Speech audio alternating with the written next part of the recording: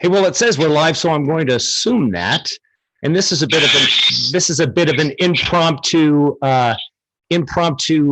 podcast. I've got Rex Bear. Hold on, I've done that. Sorry, my apologies. Rex and I have spoken. Rex is on his way to where? Rex, tell us. Well, that's classified, but what I will say is there's this really cool event going on that's in Nevada right now, and there's going to be people out there. I heard close to this location called Area 51 or something like that. Yeah, something like that.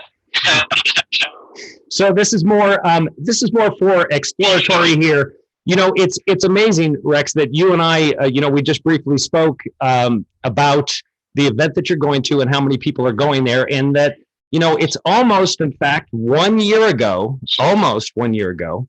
that we had Witness in the Desert. Now, you'll see, you can't see it, Rex, but behind me, I've got an FBI agent looking at one of the monuments in Monument Valley, and that's a picture that was taken from that time that we were up there. So it's interesting to see how things play out. So during the course of that conversation, we were talking about what could possibly happen and who conducts that, because the way that I always like to say this is that the feds don't ever let anything go to waste. Not even events such as this, that they'll utilize it for their own psychological operation. And we kind of experienced that last year, all very a lot more up close and personal. But tell us what you're going out there to see and what you expect to see. Okay, so first of all, I'm going to make sure to keep a distance. I'm not going to do anything stupid. I'm going to make sure that I am prepared to be stuck in the desert for a week. I've literally got food, water, supplies. So if something happens and I can't get out of the desert, I'm good. That was one of the concerns that I had yesterday. I'm thinking to myself, okay, there's one way in, there's one way out. There's literally one road that goes to Rachel, Nevada. And what I heard, I can't confirm this, but I heard that the original Storm Area 51 event got splintered, and then they decided to put together like concerts and vendors and such, and they were going to do it in Rachel, Nevada. But the person that had the permit at Rachel, Nevada, they said didn't have the supplies and resources necessary based on how many people were going to show up. So they ended up going the person that started the Facebook page had his lawyer sent a cease and desist letter to these other people in Rachel, Nevada, to say not to use any of their logos or anything. So they're calling it alien talk. There's this alien talk going on. And it's went from a joke to a concert to a worldwide phenomenon. Now, that being said, there's literal tours that are done. You can pay to have a bus take you to the gate, Area 51, and you can get tourists. Like, oh, look at that. Take pictures of camel guys and stuff like that. And I've gotten pretty close there before, too. Last time I was out there, I tripped over some wires that were hanging out of the ground. And those wires, I don't know what they were connected to, but they went on 20 feet. They're pretty old, probably 20 years old, and dilapidated. Some type of sensor device. And we got hot at the camel guys. That was pretty fun. But what I was thinking to myself yesterday, I did a podcast. I wanted to warn people about this. Is if you are going to go out there, if you do that, make sure you got lots of food, lots of water, lots of fuel, and because they can shut that highway down pretty easily. You can pretty easily shut that highway down. And what do you do if they shut the highway down? How long do they keep it shut down for? And what happened to us at the, what I call the connection program in the desert, was pretty spooky, man. And we're lucky to not get calm heads and level heads, because I think they were just waiting for one stupid person to attempt something ridiculous. Some people, when they go out, they drink, they think they're bulletproof, they think they're 8 feet tall and made of titanium alloy, and they're not. So I'm nervous that could happen. Now, I was watching last night, this guy live streaming out there, and they look like a bunch of kids. They look like they're in their early 20s. They're just having some fun, checking out a meeting, but it's going to take just one person to do something really stupid, and then they take an example out of that person. What if they decided not only shut it down, but not let people leave? Yeah, it's amazing. There's a lot that could happen. There's no question about it. We've seen it, and we witnessed that. You don't even necessarily have to be, threatening violence at all. That they'll utilize the event of lots of you coming there, even if everybody's peaceful. But you're correct, and that if somebody, just one person, just a little bit ticked off, they can light it up and make it miserable for everybody. But I believe, what I saw from our experience, Rex, was that they wanted something to happen.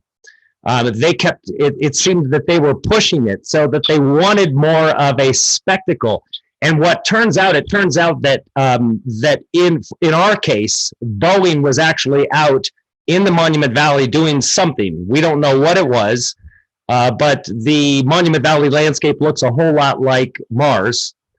And so maybe they're practicing with confidential or top secret vehicles that they're training for their Mars event, whatever they're going to say, whatever the case it is, that we were utilized as an excuse to shut down the park. And so timing was bad, but that as we learned can get very serious regardless. And everybody had to maintain a very level head throughout that event. And ultimately, nobody was hurt except maybe butt hurt in some cases, but nobody was hurt. Right. Well, I will say this. I was watching a live stream last night, and for a moment this morning out in the area, and I saw sheriffs and deputies, and it sounded like, I can't confirm this, but it sounded like one of them said, hey, look, right now you are in the public desert, you're on public land, you're fine. You just can't cross that line. So, so I'm wondering, so here's another thing that I thought to myself. There was an article that came out shortly after this talk about going to Area 51 and millions of people signing this Facebook thing. Well, then there was signs of movement, like big movement, radar anomalies, etc. So some people were speculating they were moving stuff out of there. And if that's the case, if they did decide to move stuff out of there for security reasons or whatever, I just don't know what people expect to see. Now, this is what I expect to see. I expect to get footage of people, being peaceful, being like the new modern hippie, with cool signs saying, hey, we want to know, we want the truth, ETs, etc. They're going to use this as an agenda also to get this disclosure. And maybe the powers that be will use this event to get disclosure. If they're going to target and say, okay, I think enough people are ready, and this is like a controlled disclosure for them. Maybe they'll use it to their advantage in that state. It'll be a peaceful opportunity. Let's go back to 1969. 1969, the bad guys won. The bad guys won that year. We've been dealing with it for 50 years. Now we've got alien stock, 2019. It could be different. Something could be different. And if something is different, if something amazing happens, I want to get it on film. And I'll tell you this, Sorg, not only did Sorg convince me to go, but somebody left a comment and said, Rex, if you don't go to this event 20 years from now, you're gonna wish you did, where you probably get your right arm. And I thought to myself, you know what? I don't want to get my right arm up. I want to keep it, so I better go. Well, come on. If there's a storm area 51 and Rex Bear is not there, then YouTube is over. You need to be there. You have to be there. Zorg told you to. Zorg's my handler, man. I have no choice. But I will say this. I'm not going to break the law. I'm not going to do anything stupid. If anything, if I see people attempting to do something stupid, I'm going to reach out to them and say, man, what are you doing? Come on, come talk to me and Zorg. Let's calm down a bit, because that's what the MFers want. The MFers want people to do something stupid so they can make more rules, more regulations, more clampdowns, more control. Oh, yeah, a credit system, that's not good enough. We need a social credit system now like China. We do not want that. I will not assimilate to that. Yeah, well, Rex, keep this in mind. You don't necessarily have to break the law for them to basically make it so you do. As we learned at Witness in the Desert, or Witness Protection in the Desert, as you've called it, is that they would have actually arrested people if we actually broke a law, but we didn't. So they put that pressure on people, and they will actually manipulate you into breaking the law, which is why, if you recall, that when I left that park, I didn't leave. I hiked it through the field so I wouldn't, leave the state because I wasn't allowed to. All of those things. I made absolute certain that there was no law broken. And so what you're saying is the same thing, but I'm just telling you to be careful because they'll move you guys in ways that you don't necessarily want to be moved. If they want to start a riot, they will, as we also learned from the cattle ranchers in Nevada, which almost put this country into a civil war in a big hurry. So we've seen these things take place. So just, watch your back. And for everybody out there, this is a call with Rex on his way there. And hopefully, depending on what time he gets there, it looks like on the map, you've got about 9 hours, Rex. Actually, it looks like I got closer to 10 hours. But I was just going to say also, I wanted another thing that I really enjoy doing is journalism. I really enjoy talking to people on scene, finding out their stories. That's one thing that's really important to me is asking people while they're out there, like, why are you here? What are you doing? Why did you spend your time and your money and put yourself at risk to be out here? Why is it that important to you? Because I don't think other people are going to go out there and ask those questions. I think that what we're going to see is what I saw last night, this morning, just people kind of goofing around and say, hey, that's cool. That's awesome. I get it. But I want to get deeper. And I want to hopefully talk to some law enforcement and see what they think about the situation. There's been spiking allegations recently. Yeah, I've heard. I've been reading about them.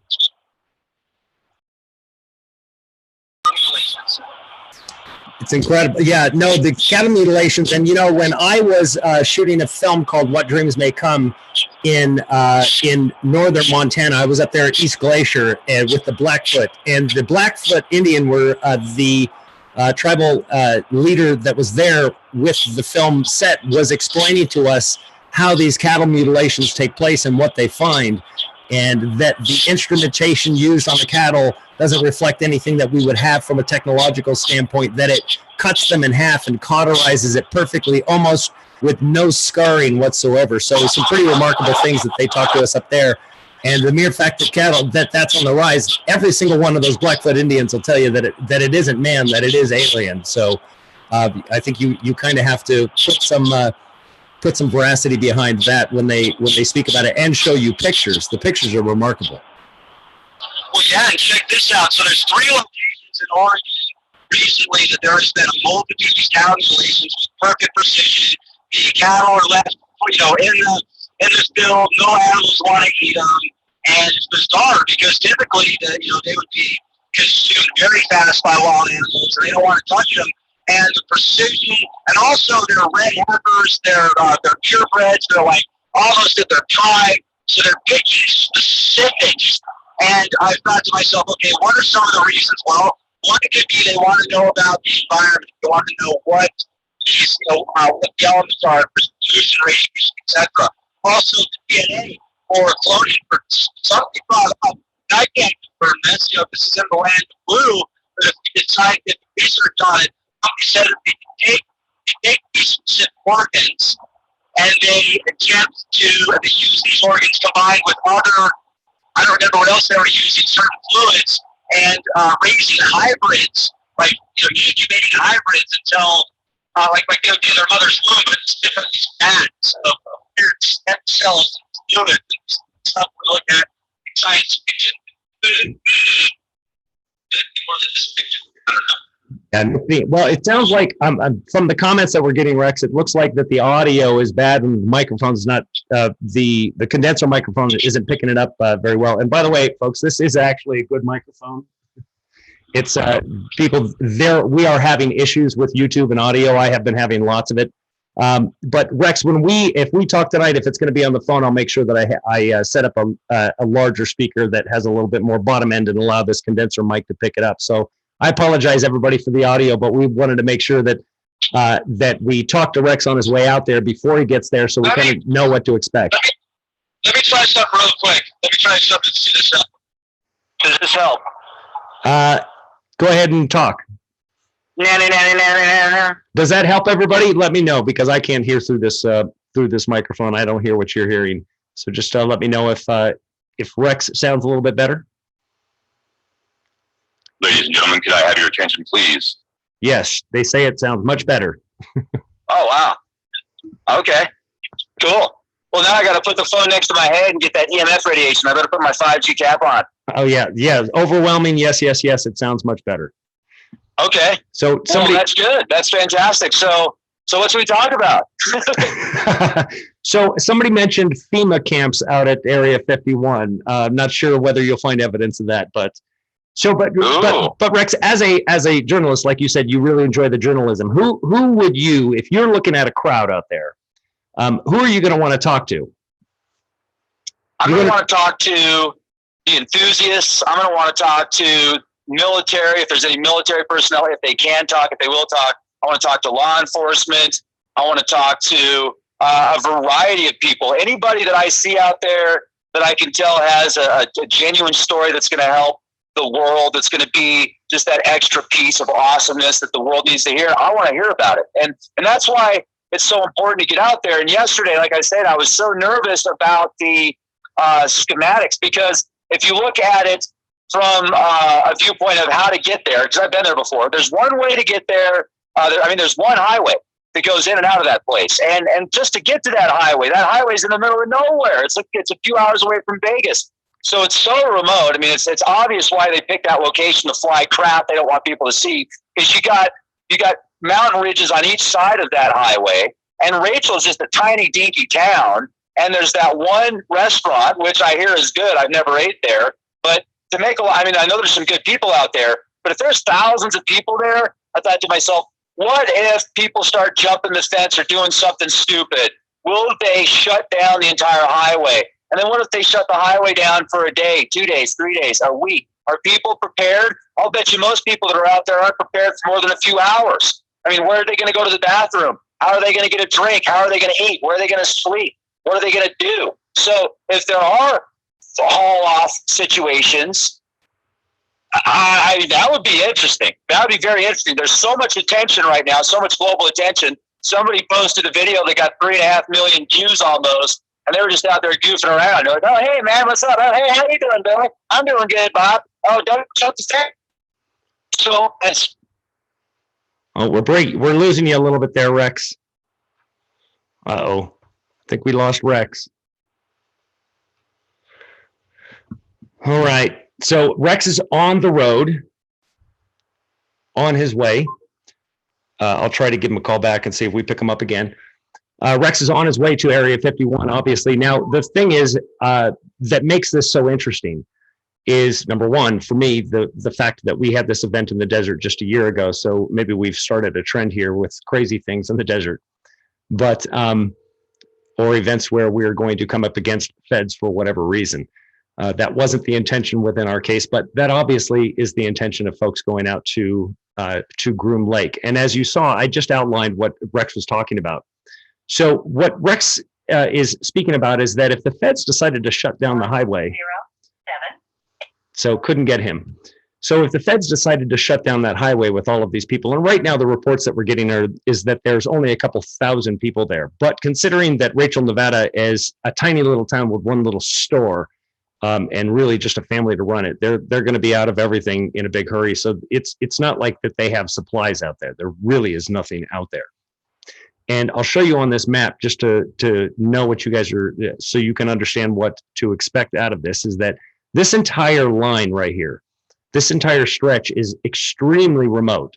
So this is 3.5 hours of driving at 75 miles an hour to get to Rachel, Nevada, which Rachel is where the road into Groom Lake, and this is Groom Lake right here. So this whole area, all of this is Area 51. It is not for the lighthearted at all. 3.5 hours into straight desert, and even though it's not the peak of summer right now, it's still probably 104, 105 degrees out there. So it's not going to be very enjoyable, and it's going to be very risky if somebody doesn't have water. If they shut that highway down for whatever reason, because they want to question the people there, whatever excuse that they come up with, it can be very bad. And not just that, but just getting out of there is going to be 3.5 hours. They're not going to be medevacing people out from this area very easily at 3.5 hours away. So there is, and don't expect the military to help anybody out if they get sick. It's not like somebody gets sick and goes down from sunstroke, they're going to drive them into Area 51 to treat them medically. It's just not going to happen.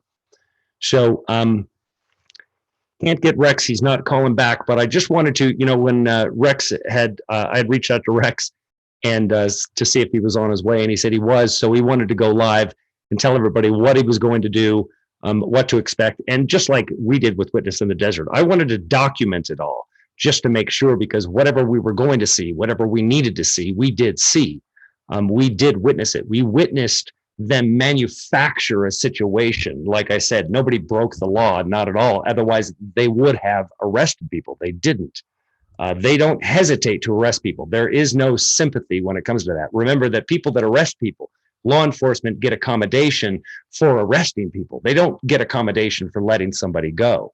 They only get recognized. The same thing with a judge for prosecution in this country, that he only gets recognized and he gets accommodation for how many convictions he has, not how many times he let somebody go or helped somebody go free that should have been.